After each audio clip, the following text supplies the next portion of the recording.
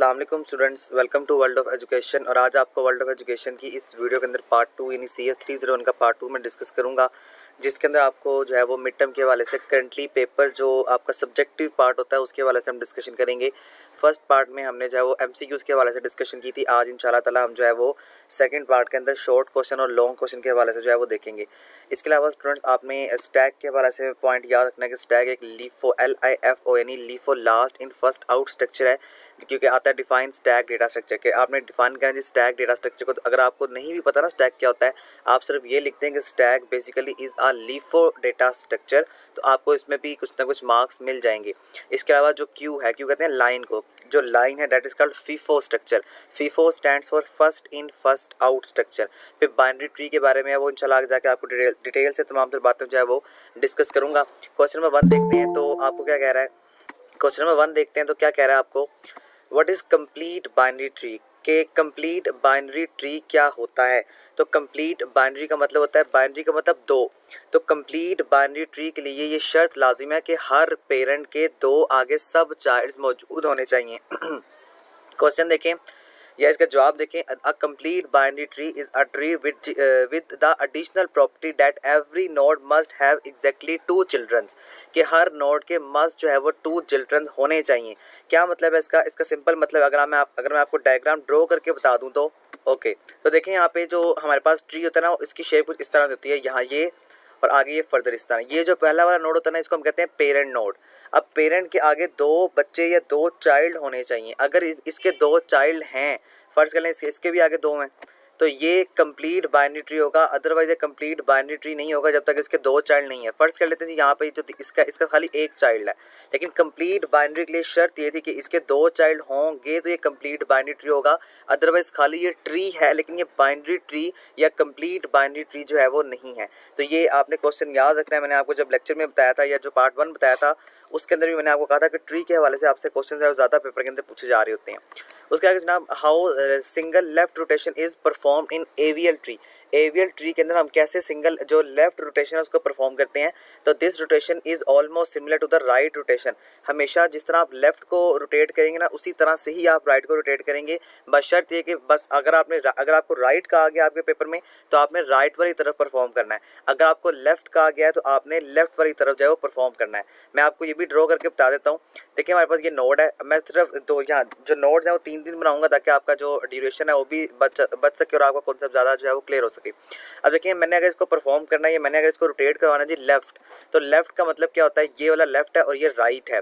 तो इसका मतलब है कि आपने इसको इस फॉर्म में रोटेट करवाना है, ठीक है। तो दिस मीन्स कि आपने इसको इस फॉर्म में रोटेट करवाना है। तो जब आप इसको इस फॉर्म में रोटेट करवाएंगे तो ये नीचे आ जाएगा। तो ये जब नीचे आएगा तो इसका आगे फर्दर एक पार्ट बन जाएगा इस तरह से। और ये वाला जो होगा, चूंकि इसने पेरेंट नोड बनना तो ये इसके ऊपर वाली जगह पे चला जाएगा। तो ये लेफ्ट रोटेशन है। लेफ्ट रोटेशन में अगर 3 नोड होंगे तो पोजीशन इस तरह से आ जाएगी। और अगर आपने राइट रोटेशन करवानी है तो राइट में जो शक्ल होगी या जो हमारे पास ट्री डेटा स्ट्रक्चर होगा वो इस तरह से बन जाएगा। तो ये 2 बेसिक ऑपरेशन है जिसकी मदद से आप इसको डायग्राम में ड्रॉ करके भी बता सकते हैं पेपर के अंदर, और आप लिख भी सकते हैं। और हरगिज़ ये मतलब नहीं है कि ये जो थ्योरी मैं आपके साथ शेयर कर रहा हूँ या जो आपको आपकी स्क्रीन के ऊपर थ्योरी नज़र आ रही है, आपने एज इट इज़ लिखना है, कोई लिमिटेशन नहीं है। आप टूटी फूटी इंग्लिश के अंदर सिर्फ कॉन्सेप्ट दे दें जनाब। अगर हम लेफ्ट रोटेशन परफॉर्म करना चाहते हैं तो we have to move to the from left to right, हमें लेफ्ट से राइट मूव करना पड़ेगा। बस ये आप जवाब लिख देंगे। ये जो डायग्राम आपको भी बना के दिखाइए वो बना देंगे तो इंशाल्लाह आपको नंबर मिल जाएंगे। आपका कॉन्सेप्ट उनको पता है जी आपका जो कॉन्सेप्ट है वो क्लियर है, तो आपका वहाँ पे कॉन्सेप्ट चेक करके आपका नंबर आपका एग्जामिनर दे देगा। उसके आगे आपने डिस्क्राइब करना हाइट को और बैलेंस को। हाइट क्या होती है, हाइट होती है जी तो बाइनरी ट्री जो है उसके कितने लेवल्स हैं, और लेवल हमेशा याद रहे हम 0 से स्टार्ट करते हैं। मैं दोबारा से ट्री डेटा स्ट्रक्चर को बना के दिखाता हूँ आपको। ये है जी हमारे पास ट्री डेटा स्ट्रक्चर। अब ये वाला जो आपको नजर आ रहा है ना पेरेंट नोड, ये लेवल 1 है, ये लेवल 0 है, ये लेवल 1 है। आगे कोई होगा तो वो लेवल 2 होगा। तो ये कितने इसके लेवल्स हैं तो वो इसकी हाइट कहलाती है। और इसकी जो मजीद इन्फॉर्मेशन है वो पेज नंबर 209 पर अवेलेबल है। उसके आगे बैलेंस ऑफ नोड के, बैलेंस का क्या मतलब है।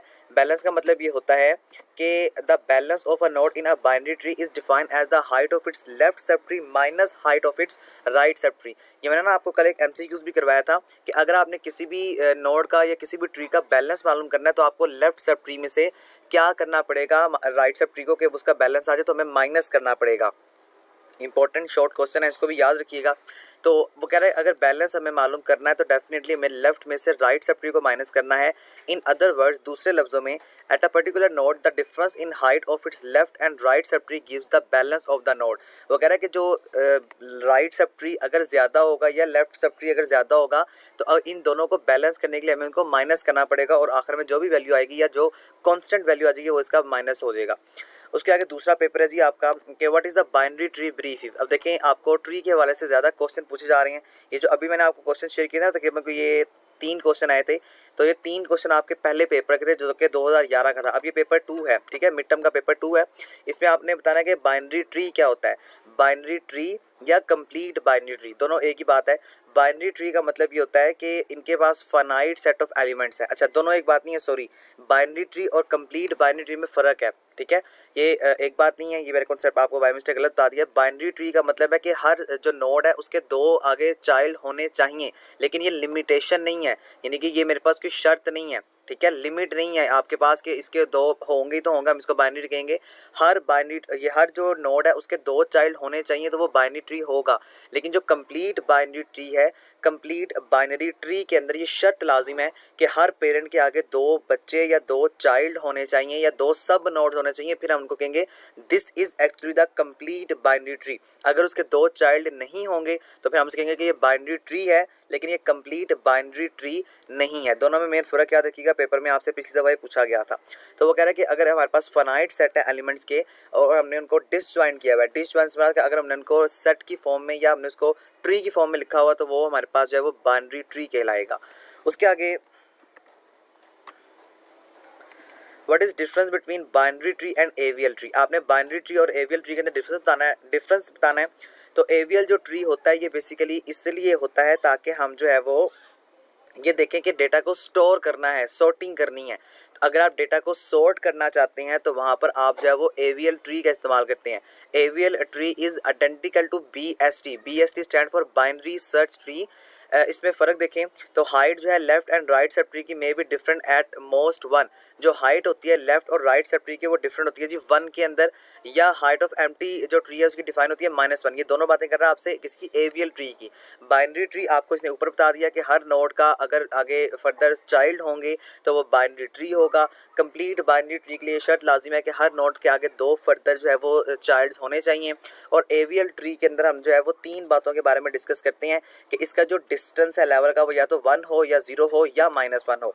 अगर ये -2 होगा तो वो फिर बाद में एवीएल ट्री नहीं होगा। तो ये 3 नंबर्स अगर आएंगे तो आपने याद रखना कि ये शर्त है जी एवीएल ट्री की। तीनों डेटा स्ट्रक्चर ट्री के हवाले से हैं जो कि फर्दर आगे सब डिवाइडेड है। उसके आगे why queue is linear data structure. बड़ा इंपॉर्टेंट क्वेश्चन है कि क्यों जो क्यू है वो लीनियर डेटा स्ट्रक्चर है। तो जनाब जो क्यू है इसका मतलब क्या होता है, मैं आपको यहाँ पे लाइन ड्रॉ करके बताता हूँ। देखें क्या है, ये लाइन है ना। अब जो बंदा फर्ज कर लीजिए यहाँ पर जो बंदा पहले आएगा वो पहले काम करेगा, उसके बाद जो आएगा वो इसके पीछे खड़ा हो जाएगा, उसके बाद जो आएगा वो इसके पीछे खड़ा होगा, और जो आखिर में आएगा वो डेफिनेटली आखिर में खड़ा होगा। तो ये देखें ये क्यू डेटा स्ट्रक्चर है। अब ये क्यों लीनियर स्ट्रक्चर है, क्योंकि डेफिनेटली ये फीफो स्ट्रक्चर हाँ ये फीफो स्ट्रक्चर है। ये स्टैक के बारे में आपको बता रहा है। जो क्यू डेटा स्ट्रक्चर है ये फीफो है। फीफो स्टैंड फॉर इसने आपको बताया नहीं है, ये आगे बता रहा है आपको।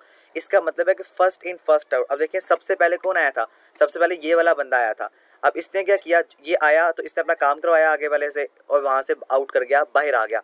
उसके आगे ये वाला बंदा आगे जाएगा, वो काम करवाएगा, उसके बाद ये भी बाहर आ जाएगा, एग्जिट कर जाएगा। तो ये फीफो है, ठीक है। तो क्यू डेटा स्ट्रक्चर इसीलिए लीनियर है क्योंकि ये FIFO स्ट्रक्चर है। फीफो यानी फर्स्ट इन फर्स्ट आउट। जबकि आपको मजीद बता रहा है आपकी इन्फॉर्मेशन के लिए, जो स्टैक है that is called LIFO, LIFO यानी लास्ट इन और first out. How can we delete a node. अब कैसे डिलीट कर सकते हैं नोड को with 2 childs in a binary search tree. Binary search tree में से अगर आपने किसी भी चाइल्ड को डिलीट करना है राइट सब ट्री से तो आप कैसे डिलीट करेंगे। तो the node to be deleted, अगर हमने किसी भी नोड को डिलीट करना है, अगर हमने किसी भी नोड को डिलीट करना है तो उसको करने का तरीका क्या होता है कि हम बाईपास करते हैं नोड को। बाईपास से मुराद ये है कि इस सच अवे यानी इस तरह से बाईपास किया जाता है that we find the in order successor. In order का मतलब होता है कि अरेंज वाइज, जिस तरह 1 है ना, 1 2 3 और ये आगे सॉर्टिंग फॉर्म में चल रहा है, फर्स्ट कर लें 10 तक। तो ये इन ऑर्डर है, ठीक है। इन ऑर्डर के अंदर हम इसको इस तरह से बाईपास करते हैं कि जो हमारा नोड होता है वो डिलीट हो जाता है और उसके बाद हम उसका सक्सेसर लिख देते हैं और द नोड जो है वो डिलीट। मैं आपको ये प्रैक्टिकल काम करके दिखाऊंगा ताकि आपको अच्छी तरह से डायग्राम के थ्रू समझाया जा सके। देखिए फर्स्ट कर लेंगे, हमारे पास जो है वो ट्री है, ठीक है। अब इसकी वैल्यूज़ मैं सिर्फ 3 ही बार बना रहा हूँ। 3 बार बनाने का मकसद भी है कि आपका टाइम भी बच जाए और आपका कॉन्सेप्ट भी अच्छी तरह से जो है वो कॉन्सेप्ट भी क्लियर हो जाए। अब यहाँ पे हम कहते हैं जी फॉर एग्जांपल 4, और आपको पता है ना कि 4 से जो लेफ्ट वाला नंबर होगा वो उससे छोटा होगा। नहीं पता तो याद रखें, अगर आपने 4, ये आपका पेरेंट नोड है, अगर पेरेंट से वैल्यू बड़ी है चाइल्ड की तो वो राइट वाली तरफ आएगी और अगर लेफ्ट छोटी है तो वो लेफ्ट वाली तरफ आएगी। फर्स्ट कर लें यहाँ 3 आ जाएगा, यहाँ 5 आ जाएगा। तो देखिए ये सॉर्टिंग फॉर्म में है। अब मैंने क्या करना है, मैंने किसी भी नोड को डिलीट करना है, तो मैं क्या करूँगा, मैं इस 3 को डिलीट करना चाह रहा हूँ। वैसे प्रोग्राम के हवाले से पेपर में आपको नहीं आएगा, हमेशा आपकी थ्योरी पेपर में ज़्यादा आएगी, प्रोग्राम पेपर में CS 301 के अंदर कभी भी नहीं आता। अगर आपने इसको 3 करना है ना तो सिर्फ आपने डायग्राम बना के दिखानी है, तो आप इस 3 को बस कैंसिल कर दें इस तरह, जिस तरह मैं करके दिखा रहा हूँ। पीछे जो वैल्यू आपके पास बच गई 4 और 5 वो आपने एज इट इज़ लिख देनी है। यानी आप क्वेश्चन से वैल्यू को उठाएंगे, कॉपी करेंगे और ये वाला काम जिस तरह मैंने मिटा दिया, ये आपने मिटा देना और आपके पास इसका जवाब बन जाएगा। वहाँ पे आपको तकरीबन कुछ 4-5 नोड अवेलेबल होंगे। मैंने सिर्फ आपको 2-3 इसलिए बना के दिखाए हैं ताकि इंशाल्लाह at the end of the video मैं आपको प्रॉपर ट्री डेटा स्ट्रक्चर बना के भी दिखा दूंगा कि कैसे हमने ट्री डेटा स्ट्रक्चर को क्रिएट करना है पेंट की फॉर्म में, ठीक है। तो ये इंपॉर्टेंट कॉन्सेप्ट है, इसको याद रखिएगा कि अगर मैं किसी भी नोड को डिलीट करना है तो नोड को डिलीट करने का तरीका ये है कि हम इंसर्शन या इन ऑर्डर के मुताबिक अपने नोड को डिलीट करते हैं। उसके आगे जनाब कांस्टेंट कीवर्ड क्या होता है, रेफरेंस वेरिएबल और डेंगलिंग रेफरेंस। ओवरऑल चीज़ें हमने CS 201 के अंदर पढ़ी हुई हैं, रिपीट कर रहा है। जो कांस्टेंट कीवर्ड होता है ना, उसका मतलब ये होता है कि हमारी वैल्यू कांस्टेंट है, ठीक है। इतनी सी बात लिखते हैं आपको नंबर मिल जाएंगे। कांस्टेंट कीवर्ड मींस कि we have to not change value in any point at every point. किसी भी पॉइंट पर किसी भी जगह पर आप अपनी वैल्यू को चेंज नहीं कर सकते अगर आपने CONST कांस्टेंट वर्ड लिखा हुआ है तो। उसके आगे रेफरेंस वेरिएबल, जहाँ पर भी ये वर्ड रेफरेंस आएगा वहाँ पर आपने एक बात याद रखनी है कि वहाँ पर हम एंड का साइन इस्तेमाल करेंगे या एंड का कॉन्सेप्ट इस्तेमाल करेंगे। और रेफरेंस वेरिएबल से एक और बात आपने याद रखनी है कि जब भी हम कहते हैं ना ये रेफरेंस है, दिस मीन्स कि आपने एड्रेस, जिस तरह मैं अपने घर का अगर एड्रेस आपको बता दूं तो इसी तरह से पॉइंटर क्या होता है, ये खास किस्म का एक वेरिएबल होता है जो आपको ये बता देता है कि पॉइंटर मेमोरी के किस हिस्से में जाके पड़ा हुआ है। तो जिस हिस्से में पॉइंटर पड़ा होगा वो आपको अपना एड्रेस दे देगा और आप जाके उसको इजीली एक्सेस कर लेंगे। और डेंगलिंग रेफरेंस क्या होता है जी, the pointer of the object. जो पॉइंटर होता है किसी भी ऑब्जेक्ट का, when object has already been deallocated और release is called dangling pointer. वो कह रहा है कि अगर आप ऑलरेडी पॉइंटर को डी अलाउट कर देते हैं या रिलीज कर देते हैं और उसके बावजूद वो डी अलाउ या रिलीज नहीं होता तो वहाँ पर हमें मसला आता है जी डेंगलिंग रेफरेंस का और हमारी मेमोरी वेस्ट हो जाती है। और ये बात भी याद रहे कि मेमोरी वेस्ट जब होगी तो हमारे कंप्यूटर को अच्छा खासा नुकसान जो है वो हो जाता है। ये आपका दूसरा पेपर भी यहाँ पे जो है वो क्लियर हो चुका है। ओके जी, तीसरा पेपर देखिए, CS 301 करंटली पेपर आपका तीसरा है और इसमें भी आपका बार बार क्वेश्चन रिपीट हो रहा है। What is complete binary tree, this means कि this is something is very very important question. Complete binary tree के लिए ये शर्त लाजिम है कि मेरे पास हर पेरेंट के 2 आगे सब चाइल्ड होंगे तो मैं कहूँगा yes this is the complete binary tree, और अगर नहीं होंगे तो मैं कहूँगा ये बाइनरी ट्री है बट कंप्लीट बाइनरी ट्री नहीं है। उसके आगे how single left rotation is performed in AVL tree, मैंने आपको ऊपर ऑलरेडी करवा दिया कि अगर आपने सिंगल लेफ्ट रोटेशन को परफॉर्म करना है तो आप कैसे करेंगे, ये रिपीटेड है। इसको बस आपने वीडियो में स्टार्ट करके दोबारा देख लेना है तो इंशाल्लाह आपको तमाम तरह कॉन्सेप्ट की मजीद अच्छी तरह से जो है वो समझ आ जाएगी। उसके आगे हाइट ऑफ द ट्री क्या होती है और बैलेंस क्या होता है, ये भी रिपीटेड है, इसको भी आपने एज इट इज जो है वो देख लेना है। जो क्वेश्चन रिपीट है मैं आपको बार बार नहीं करवा रहा और आखिर में मैं इंशाल्लाह at the end of the video या at the end of the class में आपको इंशाल्लाह ताला एक दफ़ा पेंट के अंदर दिखाऊंगा कि पेंट में आपने कैसे वर्क करना है और आपने पेपर को कैसे सोल्व करना है। उसके आगे जनाब बाइनरी ट्री क्या होता है, ये भी आपका रिपीट है, ये सारे क्वेश्चन आपके रिपीटेड हैं। आप वीडियो को स्टार्ट करके दोबारा देख लीजिएगा तो आपको इंशाल्लाह तमाम तरह कॉन्सेप्ट की मजीद अच्छी तरह से मजीद जो है वो डिक्लेरेशन और जो कॉन्सेप्ट है वो क्लियर हो जाएगा। उसके आगे जनाब what is the function of length method in the Q, length का क्या फंक्शन होता है, तो लेंथ का फंक्शन ये होता है कि मुझे देखना है कि अगर मेरी क्यू डेटा स्ट्रक्चर है तो क्यू के अंदर कितनी लेंथ है। जिस तरह ये लाइन मैंने आपके सामने ड्रॉ की तो मुझे इस लेंथ को देखना है। लेंथ हम कैसे देखते हैं, फर्स्ट कर लें पहला बंदा, ये दूसरा, ये तीसरा और ये चौथा, तो मैं देख लूँ मेरी लाइन कितनी लंबी है। तो मैं क्या करूँगा, मैं इस जो पर्सनस हैं इनकी जो भी क्वांटिटी होगी उसके मुताबिक देखूँगा। जिस तरह 1 2 3 4, तो मेरी इस लेंथ क्या है, यहाँ पे 4 है। इस तरह आगे दूसरी लाइन आप ड्रॉ कर लें और यहाँ पे हम फर्ज कर लें कि यहाँ पे जो पर्सन है वो 1 2 और 3। अब देखें इसकी लेंथ अलग है, इसकी लेंथ अलग है, यहाँ पे 3 है और यहाँ पे 4 है। तो वो यही बात आपको कह रहा है कि फंक्शन ये क्यू मेथड के अंदर जो सिंगल एलिमेंट होता है ना, सिंगल एलिमेंट से बना ये वाला एलिमेंट, इसकी मदद से हम जो है वो किसी भी लेंथ को या किसी भी क्यू को देखते हैं। This method return the size of the Q, ये आपको जो साइज होता है क्यू का वो बताता है। इसी के साथ साथ ही आपको एलिमेंट्स के बारे में बताता है कितने एलिमेंट्स हैं। It is not the size of the अरे, ये बात याद रहे कि ये अरे नहीं है, क्योंकि अरे is basically different data structure. अरे डेटा स्ट्रक्चर तो है लेकिन वो डिफरेंट है, जबकि जो लेंथ है ये जो क्यू है सॉरी ये डेटा स्ट्रक्चर है, ये भी डिफरेंट है। इसी तरह जिस तरह स्टैक डिफरेंट है, ट्री डिफरेंट है, इस तरह क्यू भी डिफरेंट है। तो अगर आपने किसी भी क्यू की लेंथ मालूम करनी है तो आपको उसके एलिमेंट्स देखने पड़ते हैं। ये नहीं देखना कि आपने कितनी लंबी लाइन है, क्योंकि लाइन कौन बनाएगा, लाइन तो उसके एलिमेंट बनाएंगे ना। जिस तरह आपको आपके लेक्चरार ने बुक के अंदर एग्जाम्पल दी है कि अगर आप बैंक में जाएंगे तो बैंक में जाने के बाद आप क्या करते हैं, आप वहाँ पे खड़े होते हैं। जब आप वहाँ पे खड़े होंगे तो डेफिनेटली अगर बैंक में है ही कोई नहीं, यानी मैं अगर आपको सिर्फ एक सिंपल लाइन लगा दूँ तो बस उस लाइन पे तो कोई खड़ा ही नहीं है, तो वहाँ पे क्या लेंथ होगी। हम सिंपल क्यों के लिए क्यों की लेंथ मालूम नहीं करेंगे, बल्कि हम जो है वो वहाँ पे मौजूद एलिमेंट्स की लेंथ को मालूम करेंगे। उसके आगे एक्सप्लेन द टू केसेस, आपने दो केसेस को एक्सप्लेन करना है in which we apply double rotation in an AVL tree. थोड़ा सा मॉडर्न की तरफ हम जा रहे हैं कि डबल रोटेशन अगर हमने परफॉर्म करनी है तो हमें क्या करना पड़ेगा। तो इसके लिए दो केसेस हैं, ये दोनों याद करने इंपॉर्टेंट है। सम टाइम अक्सर का सिंगल रोटेशन जो है वो सफिशिएंट नहीं होती, यानी सफिशिएंट काफ़ी नहीं होती।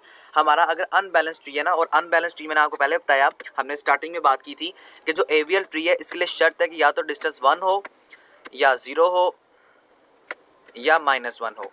अगर फर्स्ट कर लें जी मेरा जो डिस्टेंस है वो आ गया -3 का। अब देखिए दो दफ़ा फ़र्क पड़ गया यहाँ पे, यानी दो चीज़ों का, किसका, एक -2 का और एक -1 का।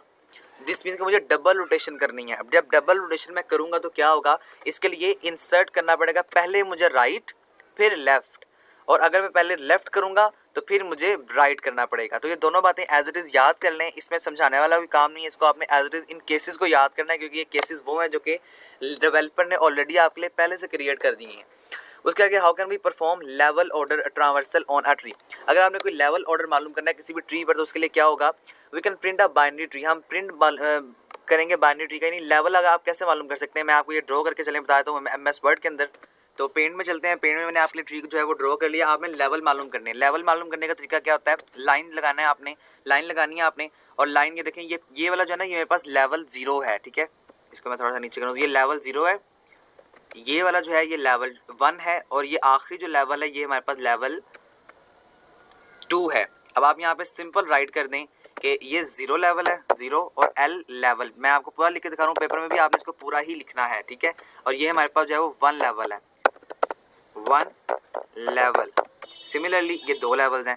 अगर अब आपसे पूछा जाए ना कि ये कितने लेवल्स का ट्री है, अगर आपको इस तरह अमूमन इससे बड़ा आपको ट्री पेपर में नहीं आता, अगर आपसे पूछा जाए तो आपने लाइंस ड्रॉ नहीं करनी, सिर्फ लाइंस ड्रॉ मैंने आपको समझाने के लिए की हुई हैं। तो ये इसके लेवल्स हैं, ठीक है, आपने सिर्फ बताना है इसके लेवल्स हैं। अब यह एक बात यहाँ पे याद रखें, ये जो पहला वाला ना इसको हम कहते हैं रूट नोड, ROOT रूट, और NODE नोड। ये जो नोड है इसका मतलब ये है कि ये पेरेंट नोड है, या तो हम इसको रूट नोड कहेंगे या हम इसको पेरेंट नोड कहेंगे, ठीक है। उसके आगे ये जो है ना ये इसके सब चाइल्ड्स हैं, और आखिर वाले जो नोड्स होते हैं ना इसको हम कहते हैं लीफ नोड्स, LEAF लीफ, और नोड्स NODES। लीफ नोड्स का मतलब ये होता है, बस मैं लीफ लिख रहा हूँ बाद में आपका वो आगे चला जाता है। तो लीफ नोड्स का मतलब ये होता है कि अगर आपने किसी भी नोड को रिमूव करना है ना, सबसे ज़्यादा आसान तरीका क्या है, अगर आपने सबसे ज़्यादा आसान तरीका रिमूव करने का पूछा जाए आपसे पेपर में, तो आपको पता होना चाहिए कि सबसे ज़्यादा जो आसान तरीका है वो हम लीव नोड्स को बड़ी आसानी से रिमूव कर सकते हैं। कैसे, यहाँ पे देखें, आपने सिंपल इसको सेलेक्ट करना है, पेरेंट में, इस पे पेंट पे जाके सिलेक्ट करेंगे तो आपका यहाँ पे डेटा इस तरह से आएगा। आप सिंपल इसको सेलेक्ट करें और आखिर में डिलीट का साइन दबाएंगे तो ये ऑलरेडी सिलेक्शन हो जाएगी, ठीक है। तो इस तरह से आप इसको जाकर जो है बड़ी आसानी से रिमूव आउट भी कर सकते हैं।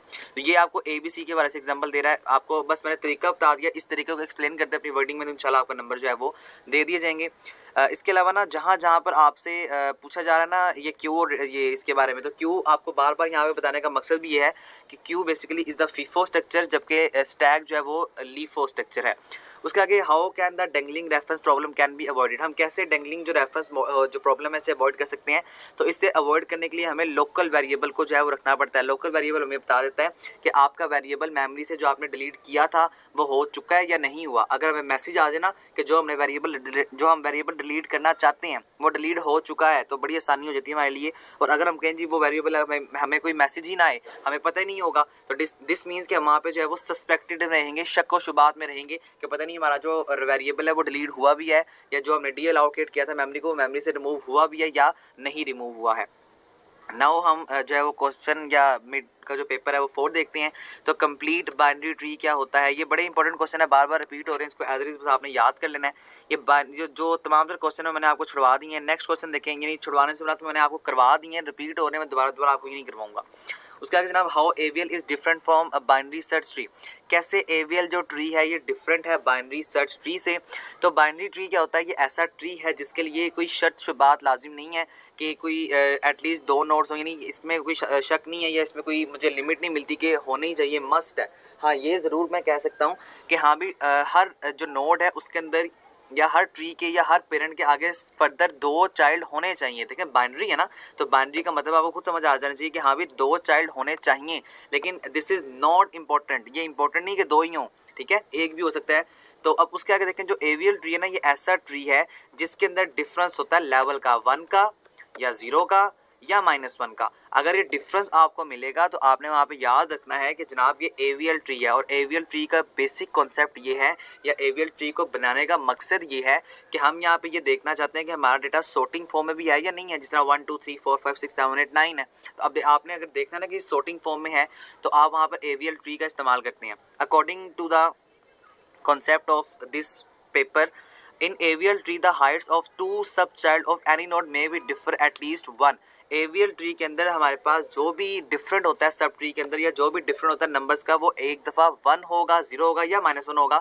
देयरफॉर इसलिए कहा it is an height balanced, इसलिए हम जो AVL ट्री है इसको हाइट बैलेंस ट्री का नाम भी देते हैं। ठीक है जी, कॉन्सेप्ट आपका यहाँ तक होपफुली क्लियर हो चुका होगा। उसके आगे what the maximum number of comparisons we have to perform during insertion in BST। BST stand for binary search tree।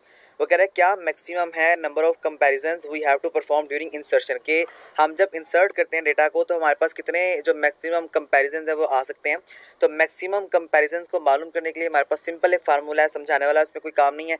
आपने इस फार्मूले को याद रखना है, ये आपसे MCQs में बहुत दफ़ा पूछा जाता है, बहुत इंपॉर्टेंट फार्मूला है। अगर आपने मैक्सिमम कंपैरिजन की बात करनी ना किसके अंदर, बाइनरी सर्च ट्री के अंदर, BST के अंदर सिर्फ ये फार्मूला होगा, इसके अलावा किसी ट्री की फर्दर जो टाइप है उसके अंदर फार्मूला वैलिड नहीं होगा। D = log 2 n+1 -1, इसी फार्मूले से आपने बस इजीली जो है वो अपना तमाम तरह कॉन्सेप्ट, अपना तमाम तरह जो भी डेटा है उसका फाइंड आउट कर सकते हैं।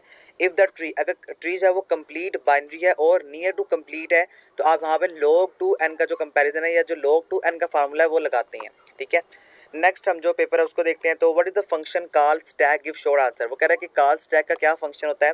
तो स्टैक एक बहुत इंपॉर्टेंट रोल है जब आप आगे जाके डेवलपर बनेंगे, आगे जाके मजीद प्रोग्रामिंग लैंग्वेज को सीखेंगे जिसमें पाइथन है, डेव C++ है, मजीद आगे जाके आप जो है वो HTML कोड के वाले से अगर आप अपना करियर स्टार्ट करने जा रहे हैं तो वहाँ पे आप जाकर देखेंगे कि क्या इसकी फंक्शनैलिटी है कॉल स्टैक, यानी स्टैक फंक्शन की।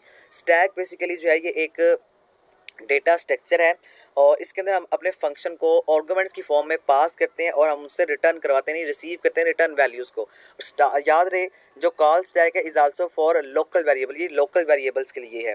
और ये भी आपने याद रखना है कि ये जो है वो जो स्टैक, खाली जो स्टैक डेटा स्ट्रक्चर है वो LIFO, last in first out जो है वो डेटा स्ट्रक्चर है। उसके आगे इस तरह के क्वेश्चन बहुत दफ़ा आपसे पेपर में पूछे जाते हैं। आपको ट्री ऑलरेडी बनाया दिया होता है और आपने ना इसकी in order post order form लिखनी होती है, स्पेशली इन ऑर्डर ही आती है। देखें, here is a small binary tree, ये स्मॉल बाइनरी ट्री है। आपने ना इसकी क्या करना है, आपने पोस्ट ऑर्डर लिखना है और आपने लेवल ऑर्डर लिखना है।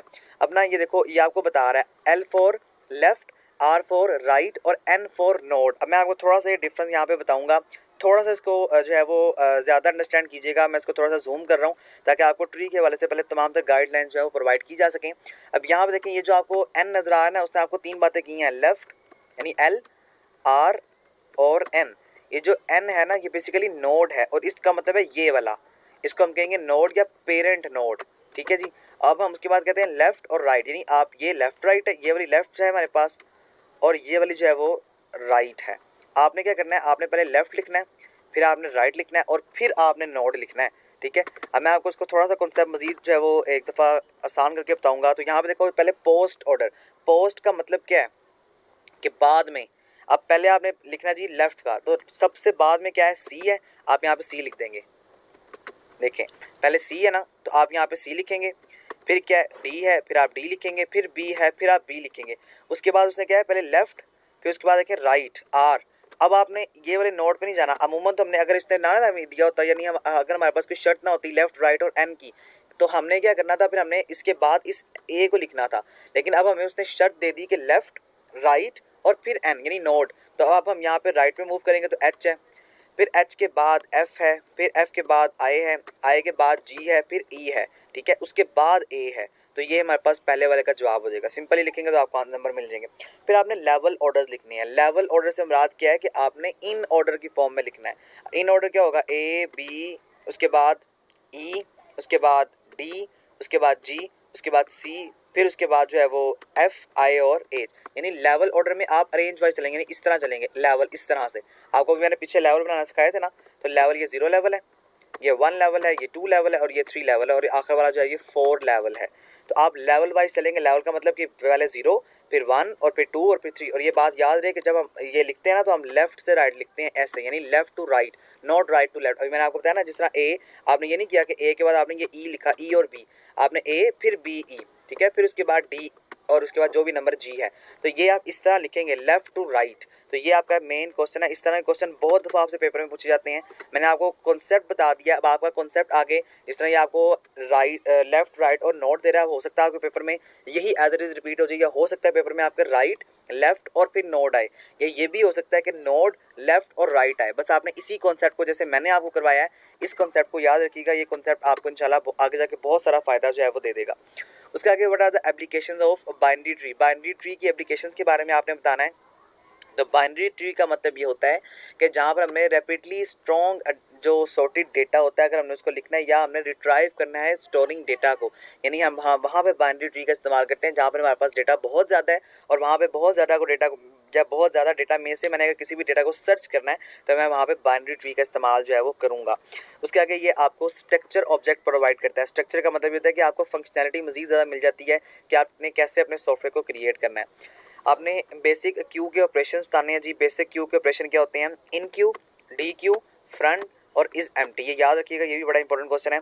इन क्यू का मतलब होता है कि आपने रियर वाली साइड पे, रियर का मतलब होता है बैक से, आपने क्या करना है, आपने किसी भी एलिमेंट को इन क्यू करना है, आपने डालना है। अगर आप जिस तरह लाइन है ना, फ़र्ज़ कर लेते हैं, मैं लाइन बना के दिखा रहा हूँ आपको। फ़र्ज़ कर लीजिए आप, मैंने ये मेरे पास जो है वो एलिमेंट्स पड़े हुए हैं, सर खाली 2 एलिमेंट्स हैं, कोई तीसरा बंदा आता है तो वो इनके पीछे खड़ा होगा ना, आगे तो नहीं होगा, तो वो पीछे वाला खड़ा हो जाएगा। तो ये जो आपने पीछे वाला किया, ये वाला कॉन्सेप्ट है जी इन क्यू का, ठीक है, इन, ई फॉर इन और क्यू फॉर क्यू। अच्छा, उसके आगे जो डी क्यू है, डी क्यू का मतलब है ये पहले वाले का काम कंप्लीट हो गया, इसको रिमूव करना है। अगर इसको रिमूव करना है तो मुझे वहाँ पे डी क्यू का ऑपरेशन इस्तेमाल करना पड़ेगा, और हम ये फ्रंट वाली साइड से करेंगे, आखिर वाली साइड से नहीं करेंगे। फ्रंट, उसके आगे फ्रंट का मतलब है कि आपने किसी भी एलिमेंट को अगर फ्रंट से रिमूव करना है तो आप वहाँ पे फ्रंट को जो है वो प्योरिटी दे देते हैं। और इज़ एम्प्टी, अगर आपने सारी एम्प्टी या सारी इसको खाली करना है, फ़र्ज़ कर लें कि हम सारे यहाँ इस लाइन में खड़े हुए हैं, अब कोई तीसरा चौथा बंदा आता है और वो हम सबसे ज़्यादा पावरफुल है, लाइक वो कोई बिजनेसमैन है या बहुत बड़ा कोई आदमी है, तो वो क्या करेगा, वो आपको कहेंगे जनाब पीछे हो जाए, पीछे हो जाए, बैंक खाली कर दें, बैंक खाली कर दें। कोई पावरफुल बंदा आ रहा है या कोई सिक्योरिटी वाला बंदा आ रहा है या कोई वज़ीर आज़म आ रहा है, हमें वहाँ पर उनकी शर्त शराइत माननी पड़ेंगी। तो वहाँ पर हम क्या करेंगे, हम तमाम तर क्यू को एम्प्टी कर देंगे, खाली कर देंगे। तो वहाँ पर हमें क्यू में जो है, अगर हमने इसको इस तरह से परफॉर्म करना है तो वहाँ पर हमें इस एम्प्टी का ऑपरेशन अपने कंप्यूटर के अंदर परफॉर्म करना पड़ेगा।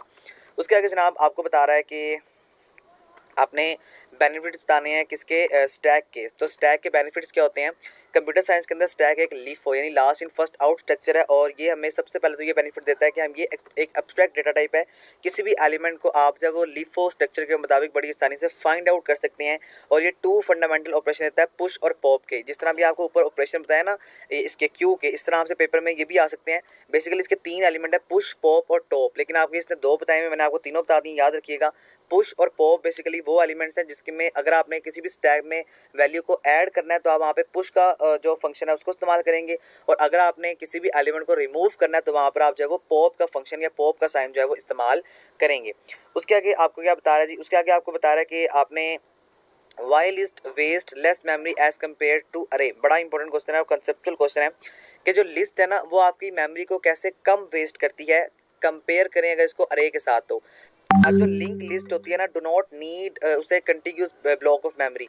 जो लिंक लिस्ट है उसको नीड नहीं होती कंटिन्यू ब्लॉक्स की, यानी कि हमारे पास जो भी डेटा होता है ना, अगर हमने उसको लिस्ट में लिखना है तो हमारी मर्जी के मुताबिक है। मर्जी के मुताबिक ऐसे है कि हाँ भी ठीक है, अगर 10-12 अगर लोग हैं या 10-12 स्टूडेंट्स हैं जिनका डेटा एंटर करना है, तो वहाँ पे जैसे जैसे डेटा आ रहा होगा वैसे वैसे वो मेमोरी को कंज्यूम कर रहा होगा।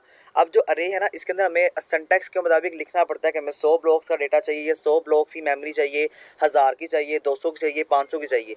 तो हमें वहाँ पे अरे को डिक्लेयर करना पड़ता है, जबकि लिंक लिस्ट के अंदर ऐसा कोई भी काम जो है वो अवेलेबल नहीं होता, या कोई काम करने की जरूरत नहीं पड़ती। फिर जो लिंक लिस्ट है इसकी स्टोरेज जो है वो does not be paralysed again due to arrays needing continuous memory. नहीं, वही बात आपको बता रहा है दूसरे पॉइंट में भी। तीसरे पॉइंट में देखें, इंसर्टिंग और removing an element into link list requires a data update. यानी कि अगर आप अपना डेटा अपडेट करते हैं ना, जिस तरह से फर्स्ट कर लेते कि 10 स्टूडेंट्स मेरे पास जो है वो रेगुलर क्लास ले रहे हैं ऑनलाइन CS 301 की, ठीक है। अब क्या होगा, अब 10 में से फर्ज कर लें कि 2 स्टूडेंट्स ने लीव कर दिया। अब जब वो 2 लीव करेंगे ना, तो उनकी मेमोरी ऑटोमेटिकली खाली होकर कंप्यूटर वापस अपने पास जो है वो हीप के अंदर गेट करवा देगा।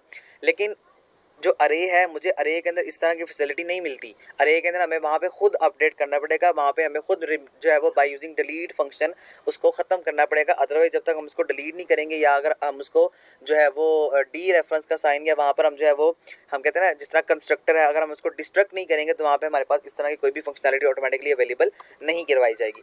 और अरे जो है ये सेम डेटा टाइप कलेक्शन है। अरे is a collection of same data type, जबकि लिंक के अंदर हमारे पास डिफरेंट एड्रेसेस हो सकते हैं, यानी आप उसको कह लेंगे डिफरेंट डेटा टाइप्स के हवाले से अपने अंदर डेटा को स्टोर जो है वो कर सकता है। उसके आगे जनाब इस पेपर का लास्ट क्वेश्चन है कि why we can change the size of list after its creation when we cannot do this in simple array. वो कह रहे हैं कि हम क्यों चेंज नहीं कर सकते किसी भी लिस्ट के साइज को जब हम एक दफ़ा सिंपल अरे को क्रिएट कर लेते हैं। तो सम हाउ ताहम answer will be same as part 1। वो कह रहा है जिस तरह ये भी आपको पार्ट 1 दिया ना ये वाला, इसका आंसर बिल्कुल वही है कि अरे is a collection of same data type. जबकि जो भी अगर हमने डेटा लिस्ट के अंदर स्टोर करना है तो वहाँ पे हमारे पास मुतलका ऐसे ऑपरेशन होते हैं जो कि हम परफॉर्म करते हैं और हमारा डेटा वहाँ पर स्टोर हो जाता है। जो मैंने आपको पहले वाला समझाया वही वाला जवाब आप इसमें लिख दें तो आपको इंशाल्लाह नंबर जो है वो दे दिए जाएंगे। उसके आगे लास्ट पेपर है हमारा मिड टर्म का, और describe any 2 types of purity Q. ये बड़ा इंपॉर्टेंट और मैं आपको इसके बारे से खुद भी बताना चाह रहा था। अगर ये क्वेश्चन ना आता तो मैं आपको eight the end of the video खुद बता देता, ये पेपर में ज़्यादा आता है। जो प्योरिटी क्यू होती है ना, इसका मतलब जिस तरह मैंने आपको बताया था ना इज एम्प्टी ऑपरेशन का फंक्शन, तो ये यहाँ पर यूज़ होता है जहाँ पर प्योरिटी का वर्ड इस्तेमाल किया जा रहा होता है। जिस तरह मैंने आपको बताया कि हम बैंक में खड़े हुए हैं और हम अपना काम करवा रहे हैं। क्या होगा अगर कोई वज़ीर आज़म आ जाता है हमारे बैंक के अंदर या हमारी बैंक में ब्रांच में जहाँ पर हम अवेलेबल हैं, तो वो सिक्योरिटी रीजंस की वजह से मुझे और आप तमाम तो लोगों को वहाँ से फारग कर देंगे या वहाँ से निकाल देंगे। तो ये है प्योरिटी दी जा रही है उस बंदे को जो कि जिसकी वजह से हमारी जो लाइन है उसको ख़त्म करवा दिया गया, या हमें कहा गया कि आप थोड़ी देर प्लीज़ वेट करें। तो ये प्योरिटी है। प्योरिटी का मतलब ये होता है कि अब जब हम प्योरिटी देते हैं ना, वैसे तो हमारे पास जो क्यू है वो फीफो स्ट्रक्चर है, FIFO यानी फर्स्ट इन फर्स्ट आउट।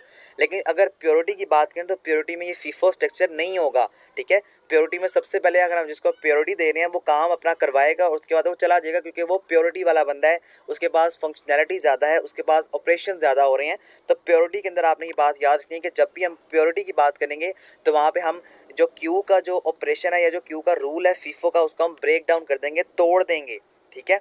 उसके आगे आपने यूज़ करना है जी क्यू का, describe the use of queues. हम क्यू को कहाँ पर इस्तेमाल करते हैं, जहाँ पर हमें फीफो स्ट्रक्चर चाहिए होता है, यानी फर्स्ट इन फर्स्ट आउट का अगर हमें स्ट्रक्चर इस्तेमाल करना है तो वहाँ पे हम जो है वो क्यू का डेटा स्ट्रक्चर इस्तेमाल करते हैं। और ये डेटा स्ट्रक्चर वहाँ पर अवेलेबल होता है जहाँ पर हमें ये कहना होता है कि जो बंदा पहले है उससे पहले काम कर दो, जो बंदा बाद में उसका बाद में काम किया जाए। जो मैंने आपको समझा दिया इसी को लिख दें इंशाल्लाह, यहाँ तक कि आपका पेपर जो है वो ऑलमोस्ट जो है वो डन करवा दिया जाएगा। उसके आगे how we can evaluate postfix expression. आप पोस्ट फिक्स एक्सप्रेशन को कैसे एवेल्यूएट कर सकते हैं, तो ईच ऑपरेटर, हर जो ऑपरेटर है पोस्ट फिक्स एक्सप्रेशन का वो रेफर किया जाएगा प्रीवियस टू ऑपरेंट से, यानी पिछले जो 2 ऑपरेंट्स होंगे उनके बाद वाला जो ऑपरेटर होगा। जिस तरह मैं आपको ये लिख के दिखाऊँ तो A B प्लस, अब देखें प्लस वैसे इसके दरमियान आता है ना, तो पोस्ट फिक्स एक्सप्रेशन में ये उसके बाद आया, 2 ऑपरेंड्स के बाद आया। तो यही आपको बता रहा है कि पिछले जो इससे पीछे लिखा जाएगा वो 2 ऑपरेंड होंगे और उसके बाद ऑपरेटर का साइन इस्तेमाल किया जाएगा।